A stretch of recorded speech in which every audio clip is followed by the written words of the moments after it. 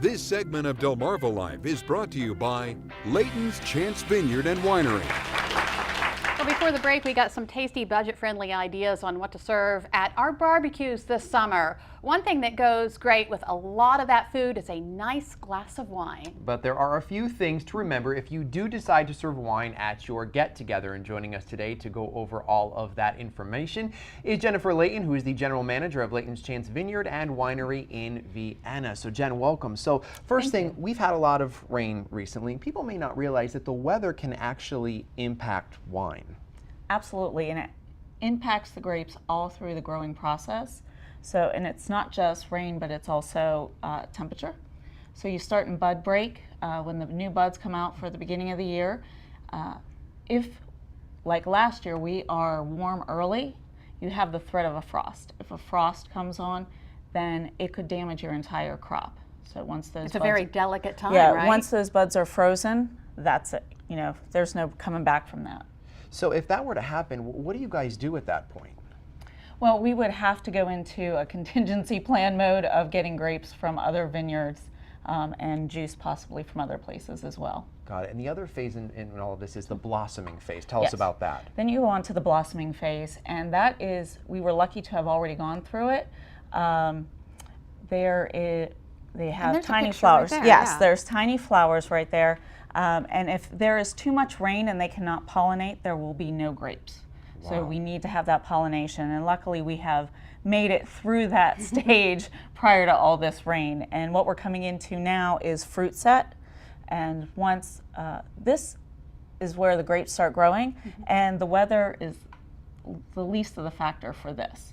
As you go on, however, we don't want a lot of rain because a lot of rain changes the amount of acidity in the grapes and how much sugar is in there. Right. So you want higher acidity and higher sugars, obviously, because And that's what makes the alcohol. And we're going to go over that in just a few moments. But first, I got to ask you, what has the spring been like for our grapes this year?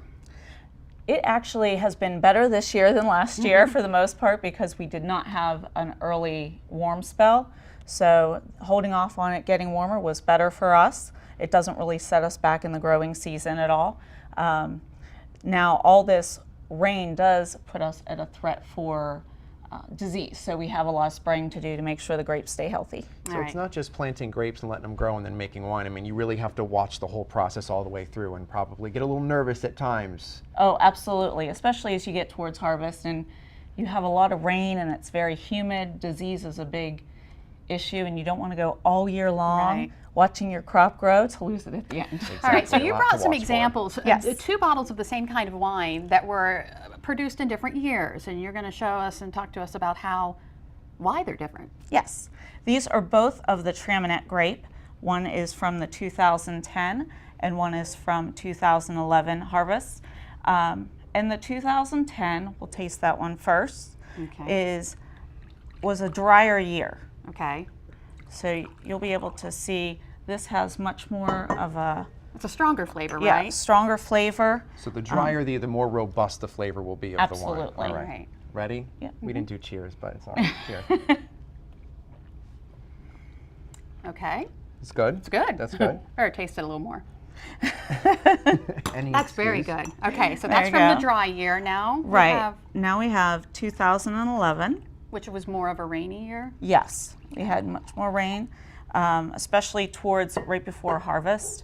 So it does, again, like I said, it lowers the sugar and lowers the pH. And you can see this is sort of a lighter flavor, more rounded. Yeah, you can. Huge Yeah, exactly. difference. Because this was wetter. Yeah, you like can this. definitely taste the difference. Yeah. So they are both 100% made from the same grape, made from the same vine. So you can really taste the difference there, that weather can impact over the 2 years. Okay, so when we serve wine at a get-together, what do we need to remember to keep it fresh? Well, Tasting good. you do want to keep it refrigerated. If it's a white wine, what they say is keep that refrigerated and take it out a half an hour before. Although if you're going to be outside, you might want to keep it on some ice. And if it's red, you can just maybe put it in the fridge for a little bit.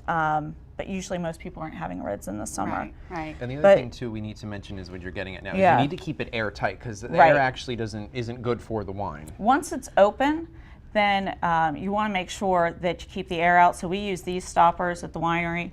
So it's hard to push in there, Right. which is good.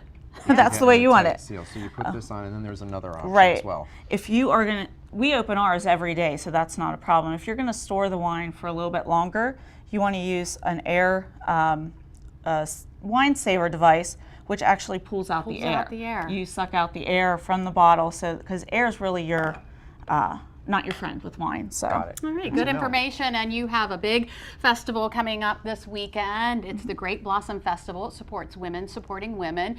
And we will have a portion of the ticket sales are going to Women Supporting Women. It's Saturday, June 15th, noon to 5 p.m., Layton's Chance Vineyard and Winery. That's in Vienna. $20 advance tickets, $25 at the door. Sounds like a great time. Yep, and there will be 5 additional wineries there as well. So okay. It's more than just us, so you can taste from everyone that day. All right, Jen, thank you so much. Yeah, thank you. A you. lot of great information. Learned a lot. And if you'd like more information on what Jen discussed today, go to delmarvalife.com and click on the show tab. Still to come on Delmarva Life, talk about the taste of summer. We stop by How Sweet It Is in Eden to get a look at some of the produce that's already on their shelves, plus ways to spruce up your yard. And have you ever wondered how they got the name How Sweet It Is? We'll explain how that all came about. Plus, when you hire a professional photographer to capture life's special moments, the pictures can really become works of art. We'll learn more about what to consider to help you get the best possible picture. And later, gone are the days when you stare at the closet wondering what to wear. We'll learn how to dress to impress from head to toe. But first, Jennifer just gave us a lot of great information on wine. You can really get creative with your wine in the summer months. Rachel Ray has a handy how-to tip. Kids love popsicles, but grown-ups love them too. And in the hot months of the year, he's a really fun way to chill out at your next gathering. Take a nice, crisp, dry white, rosé, red, and make little sangria pops. You take little fruity berries, any mix of fruit you like, and just load them into a little popsicle maker. Fill it up with wine, chill it out. Delicious sangria on a stick.